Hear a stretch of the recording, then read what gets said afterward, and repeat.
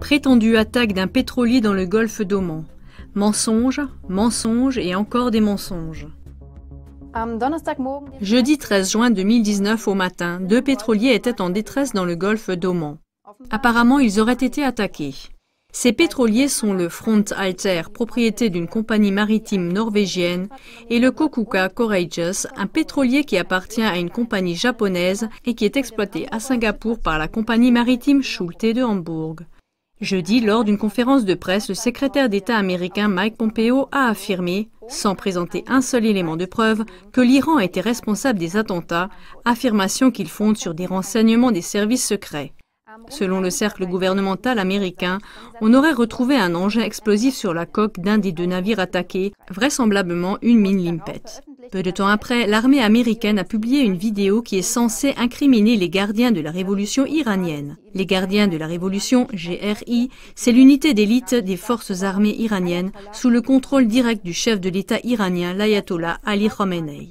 Le commandement central américain CENTCOM, qui dirige les troupes américaines au Moyen-Orient, a déclaré que la vidéo montre un bateau des gardiens de la Révolution se dirigeant vers le pétrolier Kokuka Courageous.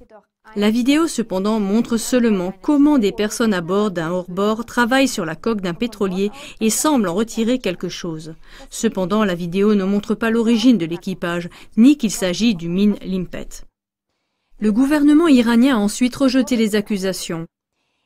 Le ministre iranien des Affaires étrangères, Javad Zarif, a déclaré qu'il était très suspect qu'un navire japonais soit attaqué le jour même où le premier ministre japonais, Shinzo Abe, rencontrait le chef d'État iranien Ali Khamenei.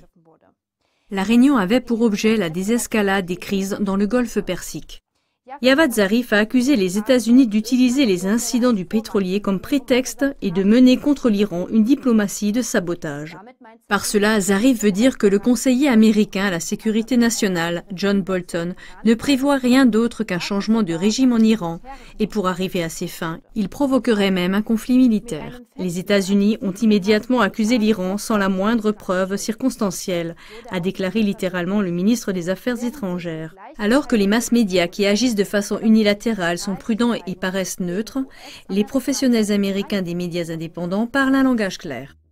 Medya Benjamin, cofondatrice du mouvement anti-guerre américain Code Pink, a qualifié le discours de Pompeo de déjà-vu, faisant allusion au discours de l'ancien secrétaire d'État Colin Powell devant les Nations Unies en 2003, qui a été décisif pour la guerre en Irak. Medya Benjamin a tweeté littéralement « Le secrétaire d'État américain Pompeo ne donne aucune preuve, mais insiste sur le fait que l'Iran est responsable des attaques des navires dans le golfe d'Oman ce matin. Mensonges, mensonges et encore des mensonges pour justifier la guerre. Ne nous laissons pas berner par une autre guerre catastrophique. » Charles Pierce du magazine américain Esquire a écrit après le discours de Pompeo « Ça, je ne peux pas du tout l'avaler. » Je le cite « Je me souviens des mensonges sur l'Irak. Je sais que ce gouvernement ment tous azimuts. »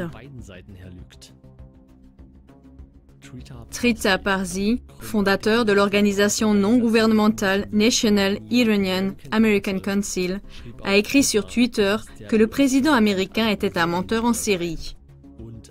Et il a aussi dit « Le conseiller à la sécurité nationale est un belliciste qui nous a aidés à entrer dans la désastreuse guerre en Irak et qui a saboté de nombreuses tentatives diplomatiques. »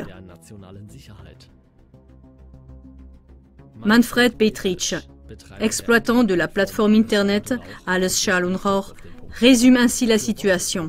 Pour Washington, les preuves ne jouent aucun rôle, car toutes les guerres d'agression des États-Unis ont été justifiées par des affirmations et des mensonges. Voir aussi le documentaire américain en allemand War Made Easy, quand les présidents américains mentent.